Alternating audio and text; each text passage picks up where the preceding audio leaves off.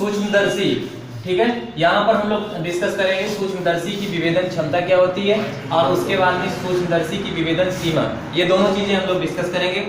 तो सर्वप्रथम हम जानते हैं कि विभेदन क्षमता जो किसी प्रकाशिक यंत्र की होती है, दूर अथवा समीपवर्ती, मतलब दूर हो या निकट हो, दो समीपवर्ती वस्तुओं के प्रतिबिंबों को अलग अलग स्पष्ट दिखा पाने की क्षमता को दूर मतलब प्रकाशिक यंत्र की विभेदन क्षमता कहते हैं। वही चीज यहाँ पर है, क्योंकि सूक्ष्मदर्शी से हम हमेशा पास में स्थित कोई दो छोटे छोटे वस्तुओं को देखते हैं, है ना। अब उनके बीच में हमको क्या करना, उनके प्रतिबिंबों को अलग अलग स्पष्ट दिखा पाने की जो क्षमता होगी वो सूक्ष्मदर्शी की विभेदन क्षमता कहलाएगी, है ना। सूक्ष्मदर्शी की विभेदन क्षमता कहलाएगी।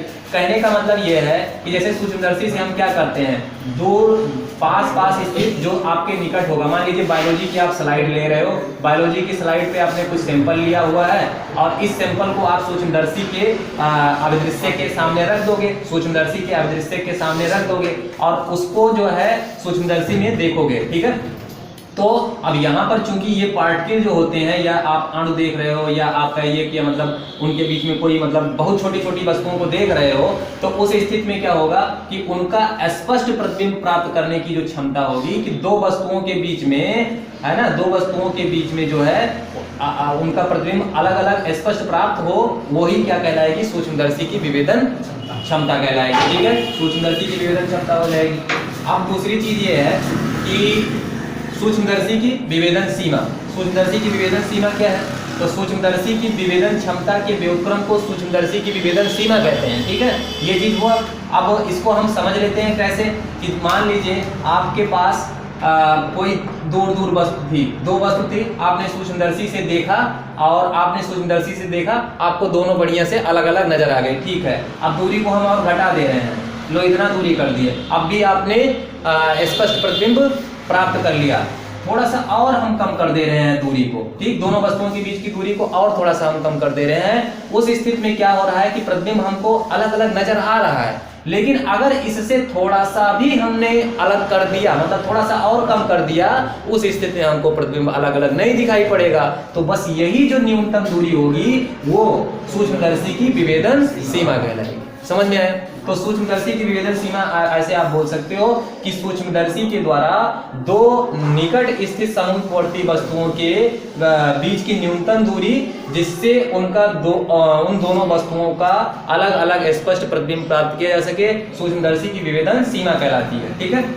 रही बात सूक्ष्मदर्शी की विभेदन सीमा के फार्मूले की, तो सूक्ष्मदर्शी का जो विभेदन सीमा होता है वो डायरेक्टली प्रोपोर्शनल होता है लैम्डा के, ठीक है। यानी जो प्रकाश हम इस्तेमाल कर रहे हैं, अगर उसकी तरंग दैर्घ्य जितनी ज्यादा होगी, विभेदन सीमा उतना ही क्या होगा, अधिक होगा, ठीक है। और दूसरी चीज है जो वस्तु है, ठीक है, वस्तु, मान लीजिए आपके पास यहाँ पर वस्तु है, तो देखो वस्तु है तो यहाँ से एक प्रकाश की किरण ऐसे चलेगी और ये प्रकाश की किरण ऐसे, क्योंकि ये सूक्ष्म वस्तु होगा तो हमेशा अभिदृश्य पर एक शंकु का निर्माण करेगा। आप देख रहे होंगे, देखिए ये वस्तु है तो यहाँ से जब प्रकाश की किरणें ऐसे फैल कर चलेंगी तो हमेशा ये बड़ा रहेगा और ये वाला छोटा रहेगा, तो उस स्थिति में हमेशा प्रकाश एक शंकु के रूप में यहाँ पर आपतित होगा। मान लेते हैं इसका जो अधिकतम फैलाव है वो इधर अल्फा है और इधर भी अल्फा है, तो टोटल फैलाव कितना हो गया, 2 अल्फा हो गया, ठीक। तो इसी को हम कहते हैं शंकुकोण, इसी को हम क्या कहते हैं, ठीक है।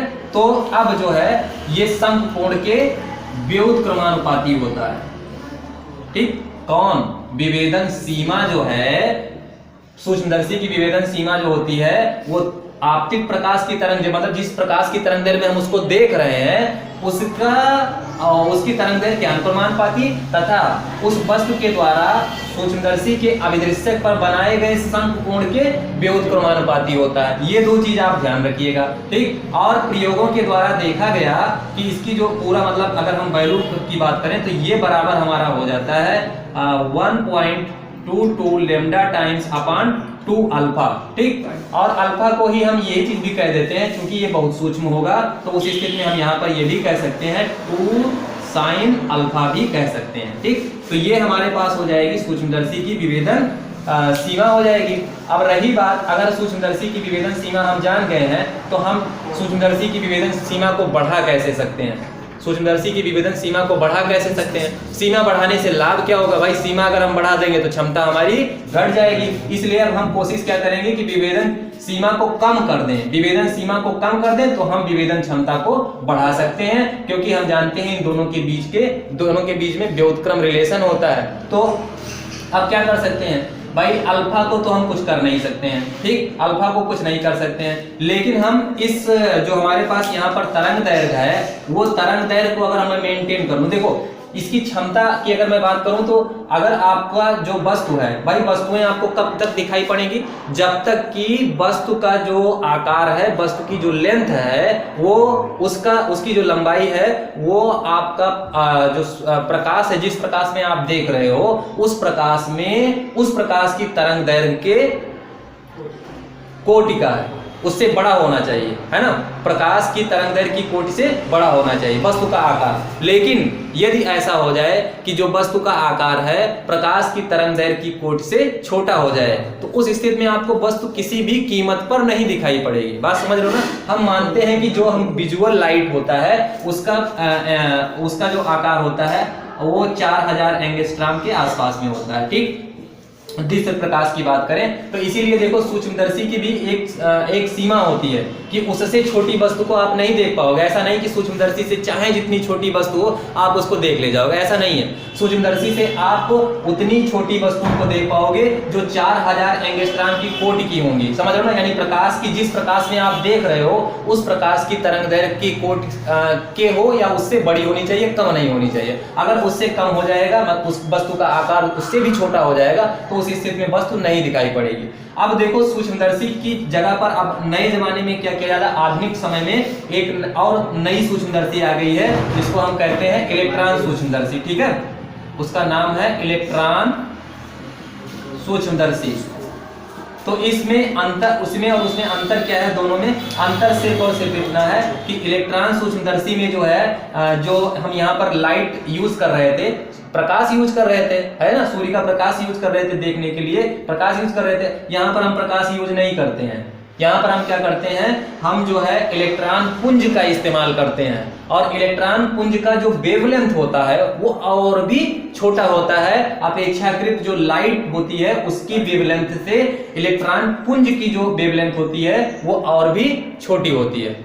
अर्थात यहां से आप ऐसे कह सकते हो कि आपका जो लेम्डा होता है वो h/mv के बराबर होता है। तो ये काफी छोटी राशि हो जाती है विद रिस्पेक्ट टू ये 4000 एंगस्ट्रॉम के। तो फाइनली क्या है कि इलेक्ट्रॉन सूक्ष्मदर्शी से हम और भी छोटी वस्तुओं को देख पाते हैं जो हम साधारण सूक्ष्मदर्शी से नहीं देख पाते हैं। क्यों नहीं देख पाते हैं इस साधारण सूक्ष्मदर्शी से? उसको भी मैंने आपको बताया, क्योंकि जो इसका वेवलेंथ होता है, इसका जो वेवलेंथ होता है प्रकाश का, और जो वस्तु है, वस्तु इतनी छोटी हो जाती है कि इस प्रकाश की वेवलेंथ से भी छोटी हो जाती है। उस स्थिति में प्रकाश क्या होगा? स्कैटर करेगा और किनारों से मुड़ करके इधर निकल जाएगा, ऐसे आएगा, किनारों से मुड़ करके इधर चला जाएगा, तो वस्तु आपको दिखाई ही नहीं पड़ेगी। क्योंकि वस्तु को देखने के लिए रिफ्लेक्शन होना चाहिए, और जब तक रिफ्लेक्शन होगा नहीं तब तक दिखेगा नहीं। और आपने यहाँ पर देखा कि जब प्रकाश की किरण इधर से आई तो ऐसे ये किनारों से मुड़ करके क्या हो गई? उधर निकल गई। क्योंकि ये बहुत वस्तु छोटी है इसलिए प्रकाश की किरण जो है इधर से मुड़ जाती है, बेंड हो जाती है।